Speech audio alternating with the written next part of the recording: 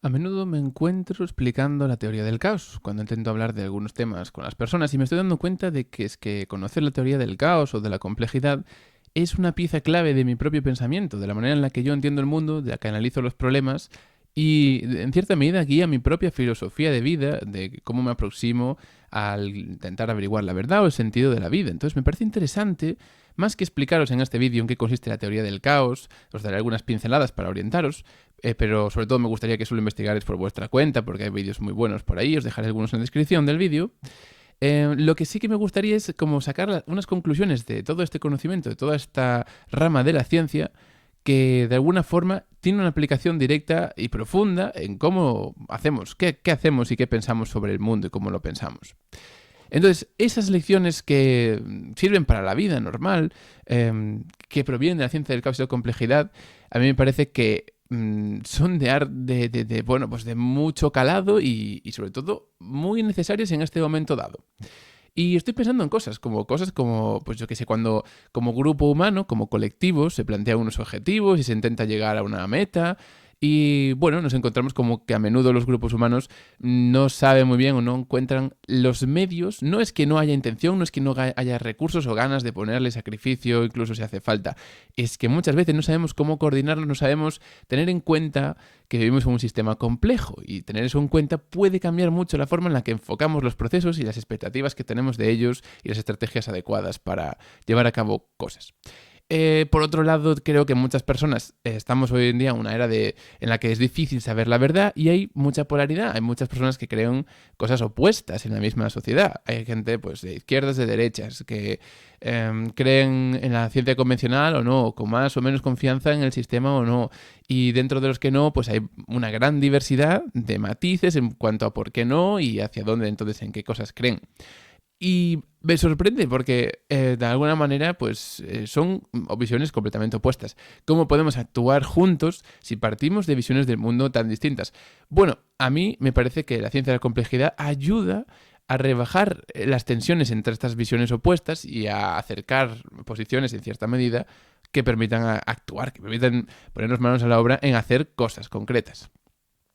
Pues bien, entonces, vamos a hablar de la teoría del caos o de la ciencia del caos y la complejidad. Para los que no lo sepáis, básicamente, todo esto viene de que, como tradicionalmente la ciencia o el conocimiento humano, siempre tratando de explicar las cosas, pues ha tratado de simplificar la realidad, digamos, de individualizar los componentes de un sistema y estudiarlos por separados, aislados, ver una variable concreta con otra, o, digamos, hacer asunciones de tipo, bueno, tomemos la media como si todo el mundo fuera una cierta media, ¿no? Como tomar valores medios, segmentados, tipificar, promediar, ese tipo de cuestiones que hacen como una forma de perder información en los datos, pero hacerlos más manejables para poder trabajar con ellos.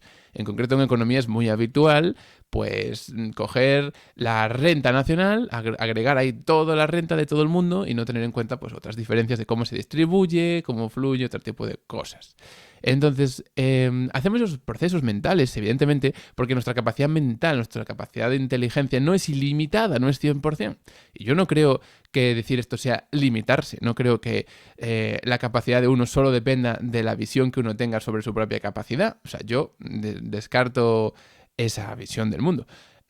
Creo que hay unos límites reales, que está bien, que puede ser muy peligroso, de hecho, no tener en cuenta, no tener en consideración y creerte un ser ilimitado y trascendental en todos los sentidos y que esta realidad es completamente, digamos, plástica hacia la conciencia. Sí hay una dimensión de eso, pero también hay una dimensión del otro. Yo creo que es insano guiarse por visiones del mundo que no tengan en cuenta las limitaciones que hay. O sea, hay que saber también ver hasta dónde llegas, hasta dónde están tus límites. Y es un aprendizaje importantísimo para el autocuidado personal. Entonces, es normal que hagamos este tipo de simplificaciones de la realidad para tratar de abarcar y comprender cosas, sacar conclusiones que podamos manejar. Pero lo cierto es que perdemos información en el proceso. Pues bien, hay un grupo de fenómenos físicos y también sociales, psicológicos, de todo tipo, que no se dejan simplificar, que se pierde una información imprescindible, una información clave que explique su funcionamiento. Y estos son los elementos que quisieron hacer estas teorías, la ciencia del caos y de la complejidad. En concreto, la meteorología fue una de las primeras ramas en las que se demostró que, no había formas de simular con ecuaciones sencillas y relaciones sencillas un sistema como para que, sabiendo el estado inicial en el que se encuentra, poder predecir en qué estado va a estar en el futuro. Yo ahora, si dejo caer una piedra, pues tengo bastante seguridad en puedo calcular cuánto tiempo tarda en caer. O sea, puedo predecir dónde va a estar en cada momento. Es un sistema que no es complejo. Hay mecanismos y sobre todo procesos que son muy simples y normalmente que no tienen mucho sentido para el ser humano a nivel trascendental, como dejar caer una piedra, como construir un edificio. O sea, digamos que hay cosas que son obviamente necesarias, pero quiero decir, las cosas más sencillas sí se dejan manejar con ecuaciones simples y así. Pero cada vez más estamos descubriendo que cosas que parecían que las ecuaciones simples simulaban muy bien, al final también tiene un cierto grado de complejidad y en este sentido, por ejemplo, el sistema solar es un buen ejemplo. Creíamos tener ya unas leyes de movimiento de los planetas súper precisas, pero ahora se sabe que en las dinámicas de interacción gravitatoria entre distintos cuerpos se dan mecanismos de complejidad que hacen que no podamos predecir con demasiada precisión al futuro. Y aquí estoy hablando de millones de años, en 4 millones de años, igual no sabemos cómo está el sistema solar exactamente porque empiezan a sumarse esos fenómenos complejos y a crear estados futuros pues digamos que hoy en día no podemos predecir. Y esta es la esencia de la teoría del caos y de la complejidad. Es muy sencilla. Pequeños cambios, casi imperceptibles, en las condiciones iniciales en las que se encuentra la materia, o lo que sea, pequeñas variaciones pueden irse magnificando y hacer que en un momento dado los estados en los que se encuentran cambien completamente. Entonces eso fue, de hecho, cómo nació toda esta ciencia. Y fue porque un meteorólogo, que era Lorentz, estaba haciendo una simulación por ordenador con unas cuantas ecuaciones que simulaban los mecanismos más relevantes que determinan el tiempo meteorológico. Y sin querer, para una simulación la volvió a empezar y al empezarla, pues que redondeó los datos, ¿no? Redondeó los datos. Y entonces comparó las dos simulaciones, la que llevaba los datos reales o los que habían calculado antes y la que llevaba los datos simplificados o redondeados, y al principio se parecían, pero en poco tiempo empezaron a variar completamente. Empezaron a, descontrolarse unos frente a los otros y llegamos a estados completamente distintos. Eso explica por qué a día de hoy, a pesar de toda la tecnología que tenemos y la capacidad de medición que tenemos de variables climáticas, no podemos hacer predicciones del tiempo atmosférico de aquí a un mes. Por esas predicciones no valen para nada. Son igual de buenas o igual de malas que meras suposiciones. O sea, la incertidumbre que tienen es más grande que la medida en sí. Entonces, digamos que hay sistemas como la meteorología que se resisten a ese nivel de precisión, de esa capacidad de prever cómo van a estar en un determinado momento. Y a pesar de que las ecuaciones que pueden determinar cómo funcionan sean relativamente simples, relativamente sencillas, por ejemplo, cuanto más de una cosa, más de la otra, y sabemos más o menos en qué proporción. Cuanto menos de una, más de la otra, un feedback de retroalimentación negativa. Estos feedbacks de retroalimentación pueden tener ecuaciones sencillas, pero luego resulta que pequeñas variaciones en uno pues descontrolan el sistema. Tienen puntos de, fragilidad en la que por una pequeña variación se pueden decantar hacia un lado o hacia el otro, y entonces ahí pues la incertidumbre que tenemos al medir la realidad, porque esa incertidumbre está hasta a nivel cuántico, que crea en la física cuántica, yo sí, por el principio de incertidumbre de Heisenberg, de que si sabes la posición de una partícula, no sabes la velocidad que lleva, o viceversa, si sabes la velocidad que lleva, no sabes dónde está. Hay un punto ahí de indeterminación imposible de superar que hace que obliga a la física cuántica a trabajar todo con probabilidades. Pues eso nos ya implanta la incertidumbre en todas las medidas. Cualquier medida que hagamos de temperatura, de velocidad, de el número de dinero que tiene la gente en el banco, todas las medidas tienen una cierta imprecisión. Y curiosamente, eso hace que esas imprecisiones puedan hacer que a la larga se van aumentando y amplificando en estos sistemas complejos y hacen que el futuro sea completamente impredecible. Y esa es digamos, el destilado más importante de toda esta teoría del caos y de la complejidad, porque nos sitúa primero, nos hace reconocer que hay sistemas complejos y nos quita un poco la soberbia de pensar que podemos simular o podemos crear modelos matemáticos que con ecuaciones muy simples, muy sencillas, nos den una precisión 100%, que nos permitan predecir el futuro 100%. Y, por ejemplo, el cuerpo humano, la economía, la psicología de uno mismo, la forma en la que se genera la cultura, y otros muchos procesos físicos realmente sencillos, como por ejemplo un doble péndulo, cosas así muy simples, se guían por, al final, dinámicas complejas, en las que la capacidad de predicción es limitada. Entonces, reconocer que existen sistemas complejos es la primera cuestión. Y estos ciclos de retroalimentación negativa y positiva son claves, o sea, están las cosas relacionadas entre sí, por ejemplo, cuanto más de una cosa, más de la otra, eso es un ciclo de retroalimentación positiva, y al revés, hay cosas que cuando suben hacen que bajen otras. Entonces, son retroalimentación negativa. Y en esas variables que están interrelacionadas entre sí, unas condicionan a otras, otras a las unas y viceversa, unas condicionan a otras muchas, digamos que forman una red de relaciones que puede, incluso podemos abarcarla, podemos simularla, podemos crear el modelo matemático que tenga en cuenta que si este sube, este baja en esta proporción y cosas así, pero que luego el resultado final, la dinámica final es caótica, es impredecible, es sorprendente. El resultado se escapa de tu intuición inicial. Pues bien, entonces, por ejemplo, si queremos obtener relación sobre cómo, yo qué sé, pues eso, tener datos un poco más realistas, hacer menos lo de agregar los datos y suponer cosas y aislar los componentes y estudiarlos por separado, necesitamos trabajar con la complejidad. Nos vamos a encontrar con, por ejemplo, en el estudio de redes, de las cosas que están relacionadas en las redes, pues eso va a requerir dinámicas complejas. Y la economía, por ejemplo, es uno de esos ámbitos en los que desgraciadamente se utiliza muy poco la matemática y los mecanismos y las formas de pensar que requieren los sistemas complejos, y sin embargo es uno de los lugares en los que más complejidad hay. No por ser un rollo ordenado, porque por ejemplo los mercados financieros están súper regulados, las transacciones de dinero están ordenadas. Eso no quiere decir que sea caótico en su funcionamiento, impredecible en este sentido. Y hay algunas cuestiones clave, como qué son las propiedades emergentes. Pues bien, las propiedades emergentes, que es algo que también observan los sistemas complejos, es lo siguiente. Es que esta es la forma de refutar el separar las variables y estudiarlas por separado, como manteniendo todo lo demás inalterado, ¿no? Suponiendo todas estas variables constantes, si cambiamos esto, ¿qué pasa con lo otro? Pues lo que ocurre es que, por ejemplo, la cultura, como ejemplo, es digamos, yo qué sé, ¿cómo se llama? La cultura es un fenómeno que no se puede destilar estudiando solamente las partes que la conforman. Es decir, no surge cultura de un solo ser humano. La cultura es un proceso, un fenómeno que generamos entre muchos seres humanos juntos. Entonces, digamos que esos fenómenos que no se pueden estudiar como agregados, como suma de las partes, sino que son mecanismos con sus propias dinámicas, sus propios procesos, sus propias singularidades, que no se permiten destilar o extraer o extrapolar del estudio de los componentes por separado. Entonces eso es importante. Las propiedades emergentes son fenómenos que se dan, que tienen sus propias dinámicas, sus propias lógicas y que requieren un estudio concreto de eso, que no se puede estudiar por separado a partir de sus elementos más sencillos. Por ejemplo, ¿por qué hay física, química, biología, etcétera, etcétera?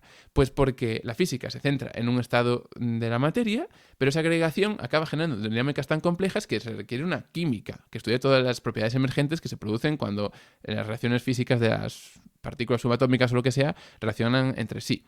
De la misma manera, la química llega a un punto en el que las relaciones entre las moléculas se vuelven tan complejas y tan que hay que estudiarlas en la dimensión biológica, ¿no? De cuáles son esas complejas estructuras que forman y cómo se relacionan. O sea, es difícil estudiar la reproducción asexual en bacterias a partir de solo estudiar la física y simular modelos físicos de cómo se mueven los átomos entre sí. Digamos que eso no tiene mucho sentido porque las propiedades que interesan, las características básicas de cómo funciona la biología, son propiedades emergentes que emanan del funcionamiento básico de los átomos y que no se pueden destilar directamente de ahí. Hay que observar el todo y estudiar el todo como algo novedoso, digamos. Y vale, pues eso, estoy contándoos entonces un poco los fundamentos de la teoría del caos y la impredecibilidad pues es la clave. Sobre todo la impredecibilidad a largo plazo, tanto hacia el futuro como hacia el pasado. Nos es difícil saber, sabiendo el estado inicial, dónde vamos a estar dentro de un montón de tiempo o dónde estábamos hace mucho tiempo. Entonces, digamos que a mí por lo menos me libera un poco en esa obsesión o esa capacidad que tienen algunas personas de crear leyes o plantearse hipótesis que determinan con una exactitud increíble de dónde estábamos y dónde estaremos, dada la gran incertidumbre que hay en todos los datos que nos llegan. O sea, es difícil saber exactamente qué pasó en la historia hace 600 años, porque es que los datos son de mala calidad y la capacidad de... O sea, algo que puede tener sentido, puede tener lógica, no tiene por qué ser exactamente lo que ocurrió. Eso pasa muchas veces. Tendemos a, si algo tiene sentido, algo tiene lógica, darlo por más verdadero, aunque eso no quiere decir que sea verdadero. A veces las cosas ocurren por casualidad, ocurren por azar, ocurren sin ninguna... o sea, con algo de lógica siempre tiene que haber una lógica, una casualidad, pero que se escapa de nuestro conocimiento. No sabemos exactamente de dónde venimos ni a dónde vamos con precisión. Sin embargo, en el corto plazo sí tenemos cierta capacidad de predicción, porque la incertidumbre es pequeña en comparación a la medida en sí, a lo que podemos predecir. Vale, esta dependencia sensitiva a las condiciones iniciales es lo que descubrió Lorentz, que con pequeñas variaciones en los datos iniciales cambiaba enormemente las condiciones finales, y eso se conoce como efecto mariposa, que un aleteo de una mariposa en un lugar del planeta puede generar un huracán en otro porque descoloca o desmadra o desequilibra el sistema en un cierto sentido y es teóricamente posible. O sea, la meteorología da lugar a ese tipo de cosas, de que un cambio mínimo en las condiciones iniciales haga que cambie completamente el tiempo meteorológico de aquí a un año en otros lugares del planeta o donde sea. Entonces eso es importante, esa niebla temporal de hacia el futuro y hacia el pasado, yo creo que es interesante tenerla en cuenta. Es algo que podemos observar en muchos fenómenos. La teoría de la complejidad destaca por la de campos diferentes de la realidad en la que se aplica. Y entonces yo creo que es algo universal, una cosa que el universo nos está mostrando como una constante en muchos lugares del universo. Y además hay muchas explicaciones que demuestran que los organismos más complejos o que manejan esta teoría de la complejidad y del caos y que no son deterministas en sus formas de funcionar, tienen mayor capacidad adaptativa a un entorno que también es complejo, al fin y al cabo. Entonces como que la complejidad da lugar o favorece más complejidad alrededor. Y de hecho, el mundo que observamos no es más que a partir de elementos muy sencillos, los átomos y estas cosas, pues se generan unas dinámicas complejas que dan lugar a esto que tenemos, que es absurdamente complejo y inesperado a partir de lo sencillo que podía ser el universo. Sin embargo, estamos en él. O sea, somos hijos de la complejidad. Eso hay que tenerlo en cuenta. La complejidad está en nosotros, de alguna manera. Entonces, bueno, en este sentido, también hay que reconsiderar cuando nos ponemos a plantear estrategias o prospecciones muy sesudas y muy concretas hacia muy largo plazo, ¿qué sentido tiene hacer eso? Porque muchas veces, y de hecho tenemos sesgos cognitivos de sobrevalorar nuestras capacidades, nuestro tiempo, o minusvalorar los peligros. O sea, digamos que nos equivocamos mucho en las predicciones. Esa es otra muy buena. Los mayores expertos de muchísimos campos, de economía, de miles de cosas, hacen predicciones bastante malas hacia el futuro. Se sabe, hay estudios que demuestran que los cracks de la economía no hacen mejores predicciones del futuro, de cuánto valdrán las acciones o esto de las criptomonedas estas en un determinado tiempo, no hacen mejores predicciones que el más tonto de nosotros. O sea, de media, y esto también es pérdida de información, pero en general no hay... No, el futuro está oculto para todos. Y claro, siempre hay algunos que aciertan y esos los destacamos más, pero lo que hacemos ahí es un sesgo cognitivo. Solo nos fijamos en los que ganan la lotería, solo nos fijamos en los que ganaron pasta invirtiendo, pero que hay un componente de azar muy grande en eso, pues hay que tenerlo en cuenta. Entonces eso es importante, ¿vale? A mí eso me gusta especialmente porque digamos que te puedes despreocupar tanto de intentar ver el futuro tan a largo plazo, centrarte más en el presente y diseñar estrategias adaptativas, estrategias que estén abiertas a ser reconsideradas, a ir incorporando nueva información, nuevos datos a medida que la realidad se va desarrollando y teniendo esa capacidad o esa tranquilidad al fin y al cabo de no planificar con tanta precisión y tanto detalle, sino que guiarse por procesos un poco más abiertos, ¿no? Que tengan más capacidad de sorprender y evolucionar espontáneamente. Creo que está claro que muchas dinámicas sociales, como los movimientos sociales, pero estoy pensando ahora en el 15M o cosas así que explotan de repente, son Cosas complejas, espontáneas, que ocurren de repente. Ahí del caos de repente emerge algo concreto que se materializa en cierta manera, en cierto sentido. Y creo que eso es interesante, o sea, porque para todos nosotros, a veces parece que estás haciendo muchas cosas por el mundo y no estás consiguiendo nada. Estás intentando hacer esto, lo otro, estás en este proyecto, en el otro, y no pasa nada. Pero muchas veces esa etapa de no pasar nada es una etapa especialmente caótica que precede a un nuevo equilibrio, a una nueva concreción, a una nueva estabilidad que se ve, que se materializa en algo concreto. Y además no sabemos cuándo va a ocurrir, ni sabemos exactamente cómo va a ocurrir, etcétera. Por lo tanto, yo qué sé, todas las teorías estas que dicen que de los Illuminati, de no sé qué, de que nos controlan unos muy concretos, están dando por supuesto que saben con tanta precisión lo que nos está pasando, que a mí se me hacen extrañas, se me hacen difíciles de asimilar.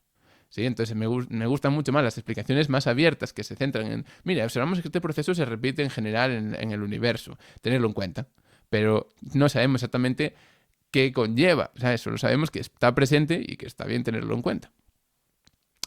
Y es por esto, porque básicamente el azar y la aleatoriedad vuelven a estar en el centro de la ciencia, vuelven a estar en el centro de todas las matemáticas que analizan sistemas complejos. Y hay una cosa de esperanza para aquellos a los que os gusta especialmente, o aquellas, a tener la sensación de que, oye, pero yo fui adquiriendo sabiduría, yo sé cosas sobre este mundo, creo que ahora entiendo más que antes, o que tal filosofía es más útil que tal otra. Pues la verdad es que algo de cierto sí que hay en eso, porque que un sistema sea complejo, que no podamos decir con precisión dónde va a estar en el futuro, no quiere decir que no siga algún tipo de estructura subyacente que determina hacia dónde orbitan o hacia qué se acercan los estados y en cuáles son los estados posibles en los que puede estar el universo. Estoy pensando, por ejemplo, en el I Ching chino, que es una recopilación de estados posibles, entre otras cosas, de la realidad. O sea, estados como partes de la película, ¿no? Como etapas de un guión. Y esta es mi interpretación del I Ching o lo que yo entendí en su momento. Y creo que la filosofía oriental pues, piensa mucho en esta cuestión, en un momento dado, en qué tipo de cosas estás repitiendo, en qué fase del ciclo estás, la espera que precede a la tormenta, el momento de clímax de no sé qué.